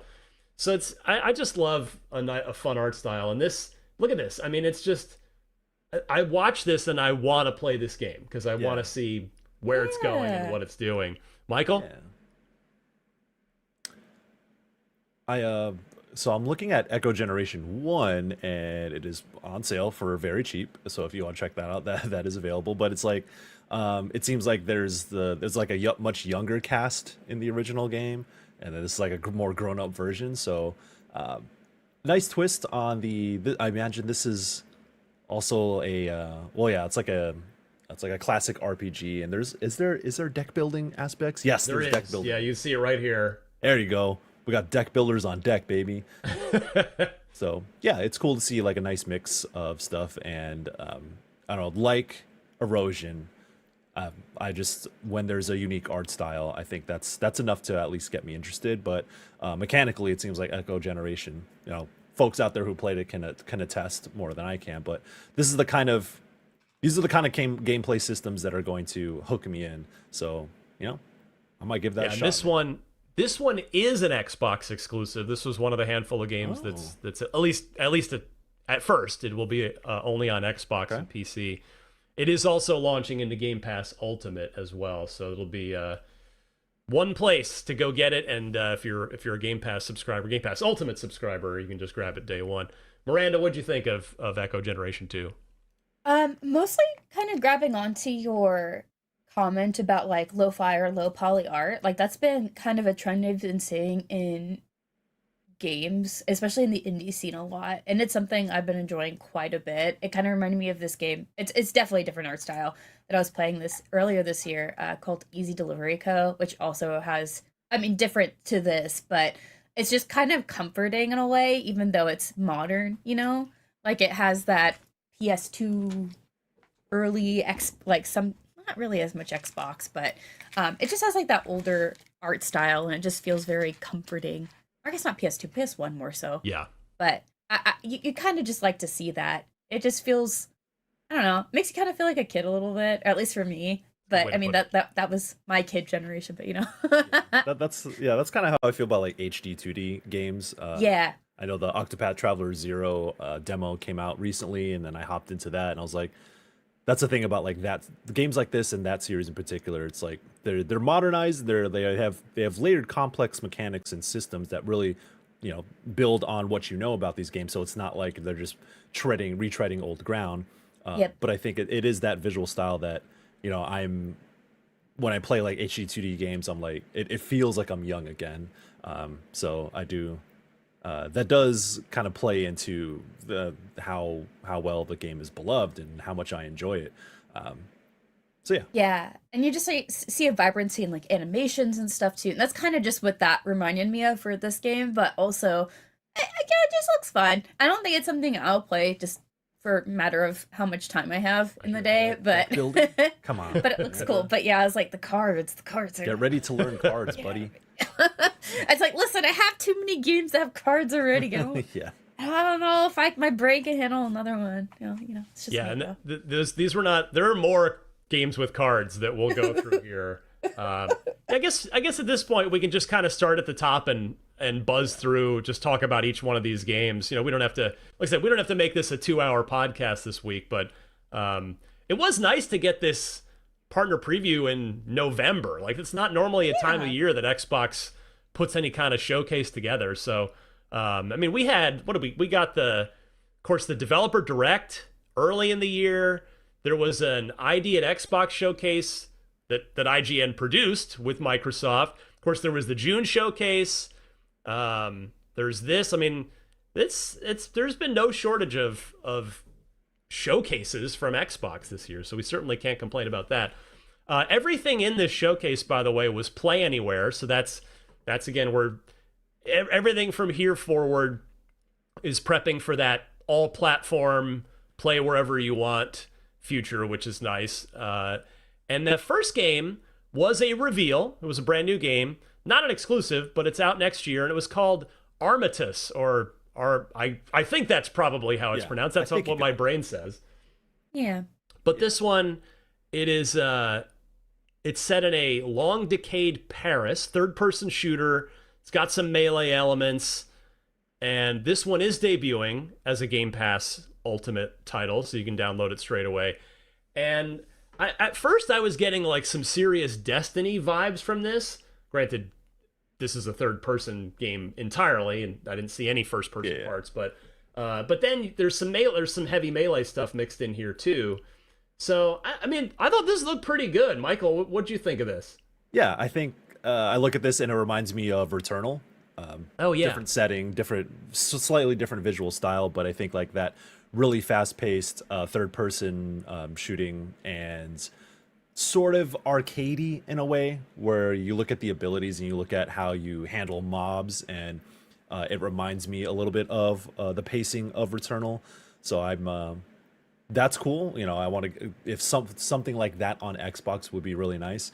But I also look at this and I'm thinking, this is a video game. This is like Belle Epoque / Victorian era times with submachine guns and assault rifles that got skins. Like, what are we talking about here? But again, it's like, so what? Like, it's a video game. Let there be some nonsense to it. But I think core mechanics wise, it looks like seems like they know what they're doing. And yeah, I don't know if this is exactly what I'm going to be looking for, but you know, it might be what an Xbox audience is looking for in terms of something light, or not light, but something that is turn off brain, gameplay focused, shoot stuff, and there's always room for that. And I just think that the the aesthetic contrast between this Destiny-esque character and Destiny-esque guns and monsters taking over churches in like the 1800s, like, all right, yeah, like that's cool. At least it's different. Hopefully there's some deck building in it and cards. Wow. We just have to learn to love it, I guess. Yeah. Yeah, definitely. I like the kind of sci-fi meets fantasy thing going on a little bit here too. Sure. Miranda, did this one do anything for you? This one actually, I was on the other side of the table of like, why does he have a gun? Why does this person have a gun? Like, it's just really weird because it just felt shoot stuff. It's just like visually dissonant. It's like this is like the, I don't know, like you're saying Victorian era. I don't really know. I don't know French history very well. Sorry. Exactly, like aesthetic history, I guess you could say. Sure. I did like the premise. It's like the veil opened, and now we're those who are left behind. It's like 4 people. That's it. No, just there's probably more people, but I was like 4 people in damn. Code 6. 4 people got left behind. It sucks to be y'all. It's not it. But it just kind of like this idea that they summoned someone to help fight through and get them out. Basically, it's like when we die, we get to die, but you, sorry, forever. Yours will come back. So it felt like that was kind of mean, but it's like we all want to get out of here, but you can't. You can't get out. Sorry. Thanks though. Here's your gun. I was like, how do you guys even know what guns are? Yeah. But no, like there's some like don't question it. I say that, but then I just see like a car that looks like maybe vaguely modern-ish. You never know. Like if these old, I was gonna start cursing. Sorry. These older European cities, if they're like torn down and you just don't like, there's no electricity anymore. I guess you could kind of assume that it's like an older time period without it necessarily being an older time period. Yeah. You know what I'm saying? Yeah. Anyway, it's just the history. Those buildings have been there forever, so it just looks old. So maybe there was technology. Maybe there were guns, and there probably were. Anyway, yeah, this one seems fine. I mean, it seems of interest, I think, I could see certain people on the team playing this, but this isn't probably one that I would spend too much time in. Yeah. Well, from one game with guns to the next, the Mound Omen of Cthulhu summer game, also coming to PC and PlayStation 5. This one is like, oh wait, pirate game, But then it gets weird pretty quick with it's first person shooting with guns. You've got some zombies, all kinds of other horrific creatures. Looks like you can maybe shoot the limbs off of enemies as well in this one. Some fantasy elements, like kind of Miranda. If there was a lot going on visually in the in the last trailer for Armistice, there was a lot going on here too. What did this? Did you have a similar reaction to this one as the first trailer? Yeah, I think I kind of like this one. I like the idea. It's like there's this weird mound in the forest. What if we go inside and like, oh shoot, there's like all these things. I keep almost cursing. I'm sorry. There's all these like weird, creepy things in here. We gotta go fight them. I don't know. I just think it's funny. It's like, oh shoot, I accidentally shot my friend. I don't know what's going on, but it does seem like it could be like a fun co-op adventure. You go in and figure out what's going on with Cthulhu once again, up to its old ways, you know. Oh, that Cthulhu! He's at it again. Gosh, dang it, Cthulhu! We talked about this. You know what I'm saying? So that's kind of where I'm sitting with this. But this does look like a fun summer release. Yeah, that's a good way to put it. Michael, this one move the needle for you at all? At first I thought this was like a new Hunt Showdown. Yeah, actually, I thought the same thing. Yeah. I was like, oh, cool, Hunt Showdown content. No, but I mean, aesthetically, kind of maybe it plays off of that, but it seems like it's maybe Left 4 Dead but slower pace, because I don't. Is this co-op? I imagine it looks like it is. It is heavily implied. That was the thing, is at least from this we didn't get a ton of information, just kind of like echoes of gameplay of what we might see. But I think we can just check out press releases and stuff later. Yeah. But yeah, I mean, I'm curious about like the psychological horror aspect to it, and if it is co-op, how does that play into it? If it's not, then I imagine they could like play with that a little bit more. To what extent, I don't know. There might be more information on the Xbox Wire right now, but I'll keep my eye on the Mound. Yes, and then there's a pretty quick trailer next for Dave the Diver. You've got new DLC coming early next year for In the Jungle. This is a game I've always meant to play, Dave the Diver, and I've just never gotten to it. I feel like it's a game that I would super love. Have either one of you played this? Yeah. Nope. Oh, you haven't? No, I edited her guide. That's like how I know about things in Dave the Diver, but Yeah. I didn't actually get to play it because I don't know, it was super busy when this came out. Yeah. And every time it comes, like, I'm kind of in the same boat as Ryan. It's like, oh yeah, I gotta play this sometime. This would be fun. And I'm like, I don't have time. Yeah, Dave the Diver has a really interesting gameplay loop. I think it's one of those that kind of you get sucked into it, and the upgrade paths and the way progression works in it is really interesting, and it's one of the few games that makes swimming feel good. I guess. I mean, it's more or less.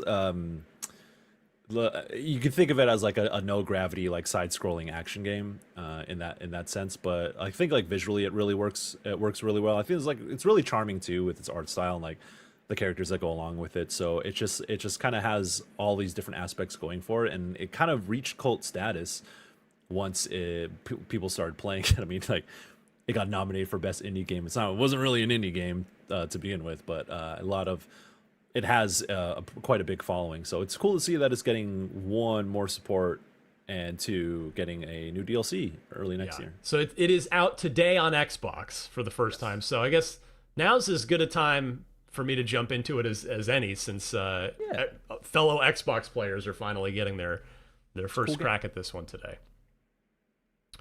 Crossworn. This one was an interesting side-scrolling platformer. A little bit of a cartoony art style. Got twin pistols, a top hat, and a cape with some fun violin soundtrack going on. Michael, you jumped right to the Silk Song reference, which I'm sure the developers of Crossworn would be happy to happy to have you say that.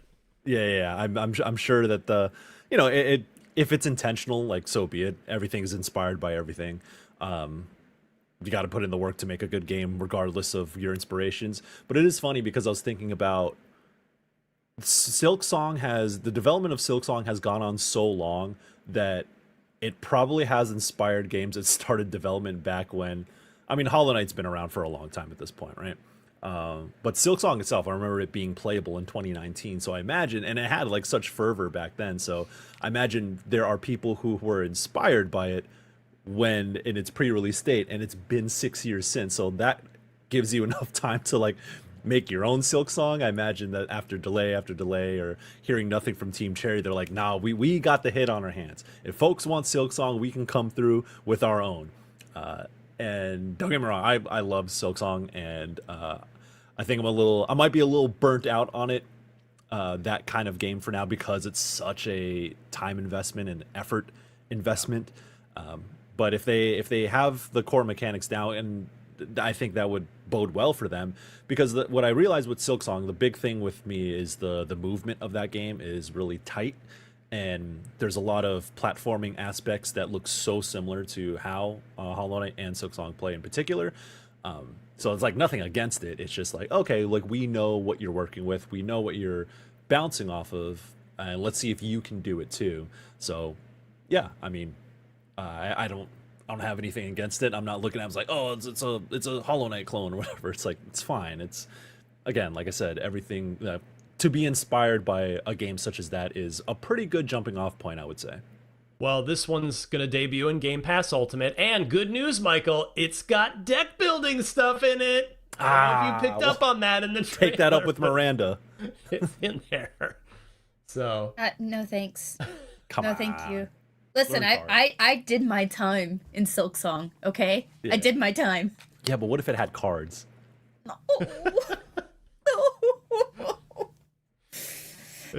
Who knows? Maybe Crossworn will be the one to change me. No, it won't. No. But it's on Game Pass, so I can... Yeah. You know. We talked about Echo Generation 2. We talked about Vampire Crawlers. Arguably the most AAA game to sneak into this. Not that it makes it better or worse, or just kind of a little bit of a different vibe. And that was 007 First Light from IO I mean, I guess Hitman is in that same group too. So we got two IO Interactive appearances in this. 007 First Light. The announcement was the James Bond car that you're driving in this game, which is a custom Aston Martin with all kinds of guns and fun stuff on it. I was a little confused at first. I was like, is this an advertisement for a new Aston Martin? I was like, no, they're not going to sell a car that has attachable machine guns coming out the side of it. But I was like, man, let me review a car. Listen, I'm the tech reviews editor. Cars are tech. Ryan, you know this. Yes. You've got connections in the cars industry. Hook me up. Let me review this thing. And maybe keep it. I don't know. Well, the Valhalla is a real car, by the way. Yes. I'm just double checking.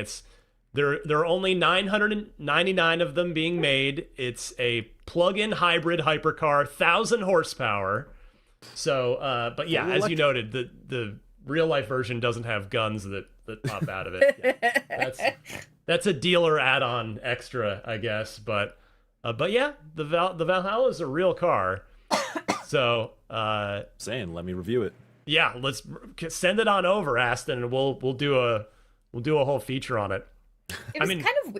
Oh, go ahead. Sorry. I was just saying it said in the it was a Q in there. It's like 0 to 60 in under 3 seconds. It's like, well, my car can do that. Like, oh, but okay, my car doesn't have guns, so that would help in traffic. But I guess that's one that 007's got on me. So go ahead, Miranda. What did you? Where are you with 007 First Light? Like, have you taken any interest in it? Because it's coming up soon, end of March.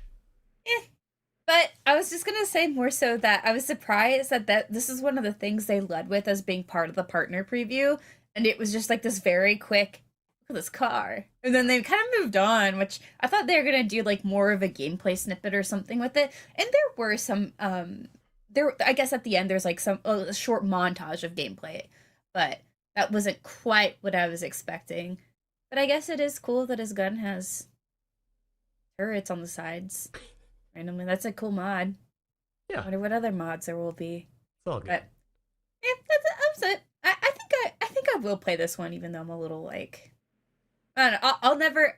It's been on the show plenty of times, but I'll never not be annoyed that he's like a baby. But that's okay. That's okay. I mean, on paper, this game has so much potential because we've talked about it before. IO Interactive is just such a perfect developer to do a 007 game, given their track record with the Hitman stuff. And I hope they come through. I hope they deliver. I mean, the state of play that they did just on this game, whatever that was, a couple months ago, the frame rate was pretty rough. So it's like, well, all right, hopefully there's still time to polish, and we'll kind of see where the final game lands. But I'm super optimistic for this one, and now, I mean, there's this and Resident Evil and a couple other things in that first quarter, so it's gonna need to be good to stand out from the other heavy hitters coming out in Q1, but it will be here soon in just 4 months basically. This next one did not do it for me, but you guys seemed amused, yeah, Miranda. So this was Roadside Research, where you play as aliens running a gas station, apparently in disguise, even though hilariously the disguises are literal like faces drawn on paper taped to the faces of the aliens, which you can then customize, as we saw in the trailer too. This is an Xbox exclusive. Sorry, PlayStation fans. It'll debut on Game Pass Ultimate. And Miranda, tell me why you liked this. It's just so goofy. Like, well, one, I'm very into like the friend slop era we're in right now, which I think is sometimes a little mean to call certain things when they are not just slop. They're actually good games. Yeah. But this one's obviously a 4-player co-op. Like, you're trying to make this thing work. Things are just really weird and goofy. This looks like a great weekend to me. Like, this is just so fun. It's 4 people, perfect for me and my siblings. We're gonna go in, draw obscene faces, and try to trick some humans. I also just love convenience stores. Like, this is just a very weird personal thing for me. I love fictional convenience stores. I love, like, setting them up. I don't know what it is. They're just small. They got everything you want. It's just a good time. So that's kind of what I'm seeing here. And I thought they did a really great job with this trailer. It's so goofy. Look at the dog. It's so funny. Like, the camera's very Office-esque and other things. Like, they just shot this in such a fun way that I think kind of tries to convey the tone that they're going for, which how silly it is and how much you can just kind of make this your own and just do goofy stuff. So I hope it does, like, pan out to be as goofy as when you play. But I imagine, since, you know, games are always better with friends, right? So when you're playing with folks, I imagine would be a good time. I hope you can shoot the Men in Black back. That, you know, that we saw there that one of the aliens got killed when, I guess, you raised too much suspicion and the Men in Black come and take you out. But let's get a little ray gun or something. Early 26, so not too long to wait on this one. Michael, are you going to be in line at the convenience store for roadside research? Man, I'm gonna be outside of my 7-Eleven getting a full throttle and a bag of combos, baby. But I look at this and I think about how, again, Peak just came out this year, and there's this. It feels like there is a gold rush when it comes to these kinds of co-op games that are goofy, that can go viral, that streamers are gonna play, and you're kind of banking on the idea that it'll reach a certain critical mass to where you're going to be able to sell a lot of copies, because that's what happened with Peak. Like, that developer, you know, they've made 2 developers. Yeah, It's a combo. Yeah, and so, like, they've made games before, but they did not experience success anywhere near that of Peak, which is a co-op climbing game, and that just reached critical mass. And before that, you know, that we have things like Phasmophobia and what's the Repo was a big one too. And it feels like there's this gold rush to get your co-op game out there, and you know, that because that feels like the genre that you can, I don't want to say easily tap into, because game development is never easy, right? But it is a sort of approachable thing to make, and there's value in that too, because, like, my experience playing Peak with friends is some of the best multiplayer experiences I had this year. And so you look at something like this, and if the mechanics are there, if the interactions are there, that's a big thing too. Like, that's why Peak is so successful, is because the interaction between different your friends and the different players you're playing with are interesting and intricate and fun. It has a lot of these emergent moments, and I think a lot of these games bank on these emergent moments happening. I mean, that's why any of these are successful, because you see it clipped from streams, and you have that same experience yourself, and it's when you see your favorite streamer having a great time, and then you have that great time too, it's like, oh, okay, this, you know, the game actually has a sauce. So I think you're going to see a lot more games like this that are trying to bank on that success, and perhaps this will be the next one. Yeah, and to be fair, like, as you said, it's like with Phasmophobia and other stuff, like, this has been going on for many years at this point. Like, it's not like a newer thing, but I think we're seeing more of an onslaught of, like, the weirder kind of out there ideas, which is, I think, great to see. Like, there's a few that were in the Steam Next Fest that look pretty promising too.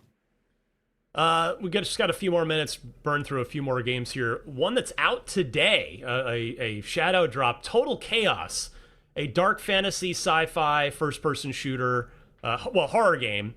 And I confess I'm not familiar with Sam Preble, the person mentioned as somebody that I'm supposed to know who it is. That was mentioned at the end there. But this is also on Game Pass right now. And hey, I'm always down for a good new single player first person shooter. Don't know if this is good yet, but I liked what I saw of this. I mean, there's some melee elements mixed in, plenty of atmosphere going on. Michael, you gonna play this one? Perhaps. And it's interesting.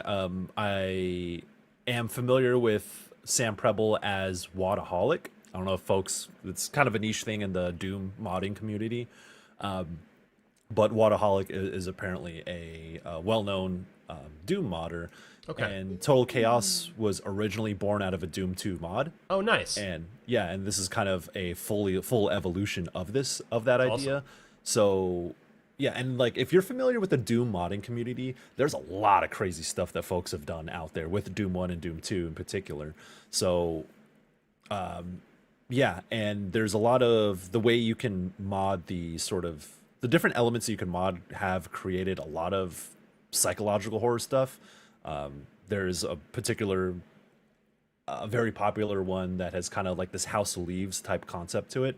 But anyway, the point being is that these are kind of ideas that are born out of smaller scale projects that kind of got, it seems like they got a much bigger budget. I mean, they have Akira Yamaoka on the soundtrack, so that's kind of a big deal. But I look at this and I think of, like, when I think of horror, what I think of is the psychological elements. I think the original Silent Hills really got me because of that. I was originally thinking of this as like, oh, maybe it's like a Painkiller spiritual successor or something like that, but it's a lot more slower paced. Yeah. And it seems like it's going to be really messing with your mind. I'm interested in this because of its origins as a Doom mod, and I want to see how that comes out into a fully fledged, AAA looking game. But I think you're seeing the foundations of something that can be really interesting and different is the main thing too. We got, like we said, in this showcase, we see a lot of co-op games. We see a lot of deck builders, a lot of similar stuff. And like, being a first person shooter is not groundbreaking or anything, but if you can pull off sort of those surrealist elements in something like this, I think that it can really stand out. Well, Miranda, we know how much you love the horror games, so I'm sure you'll be first in line for this after we get off the air today. Absolutely not. But Michael's context for this as like a Doom mod makes a lot of sense because it feels like the enemies are very present, and I think that makes it less scary. That's like something I noted. It's horror, but it doesn't feel like terrifying because if you're constantly put with the enemies in your face, that makes it, I think, inherently less scary. Like, right? The monster is known to you. You've seen it constantly. You have big boss fights. However, that doesn't mean it can't be scary. And again, as it being a Doom mod or like coming out of that, it just makes a lot more sense with why things are so present. But yeah, we'll be off the air in just a few minutes here, so everybody go download it, give it a try on Game Pass Ultimate right now. We also had a quick look at ReAnimal announcing the February 13th release date and a demo out today. So 2-player co-op from the creators of Little Nightmares. So that's I think ReAnimal's been looking great the whole way. Yeah. I've been playing. My 14-year-old daughter and I have been on a co-op run together. We did all the Haze Light games. She was my co-op partner when I reviewed Lego Voyagers for IGN. And so yeah, I think when she gets home from school today, we're definitely going to give the demo of this a try. But yeah, happy Valentine's Day for this one when it comes out on the 13th. Zoo Punk was a strange sci-fi game, like a gritty reimagining of Bugs Bunny, as Michael Hyam put it. Sleeper hit. You heard it here first. We had Clover Pit, which was it's a retro 3D graphics slot machine game out now, and it's an Xbox exclusive Game Pass Ultimate launch. We talked about Eminem as the next elusive target.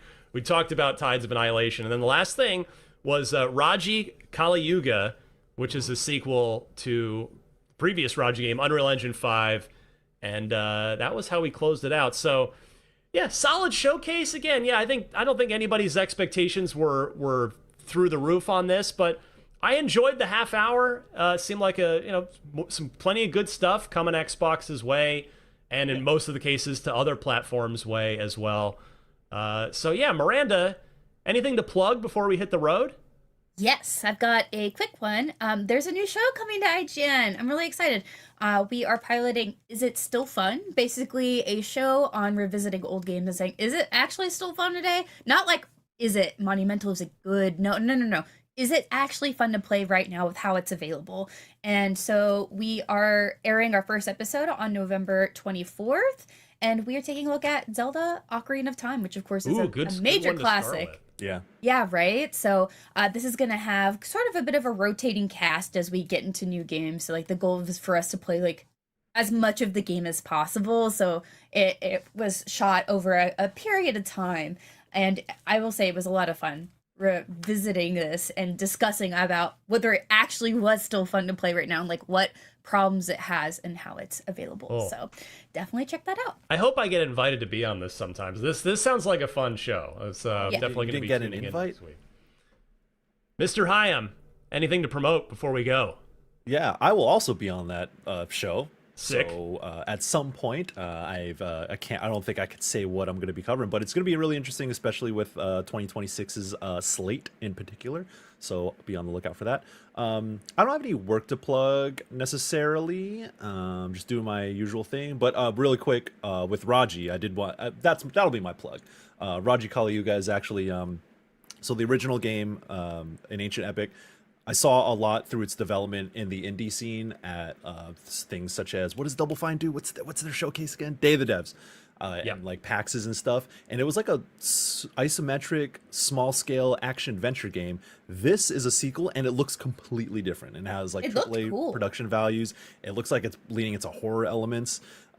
Whereas the other game was more of like this kind of whimsical exploration of South Asian culture and all that, where this looks like it's going in a completely different direction. So I guess I will plug. That'll be my plug, is to go check out that original game. I really liked it a lot, and I really like how it focuses on like Hindu and Balinese culture, and very unique thing that you don't get from games usually. So I really enjoyed that game, and I'm really surprised. I don't want to say like I'm necessarily excited or hyped up, but I am surprised by it. So I would. I'm just gonna plug Raji. That's a cool game. Sweet. Well, I'm gonna plug that you and the hardware team got to go up to Valve. You did just a giant mountain of coverage on Steam Machine, then a new Steam controller and Steam Frame. All that stuff is on IGN.com and on our YouTube channel. In fact, there is a Steam Machine playlist on our YouTube channel with all your videos, all the coverage.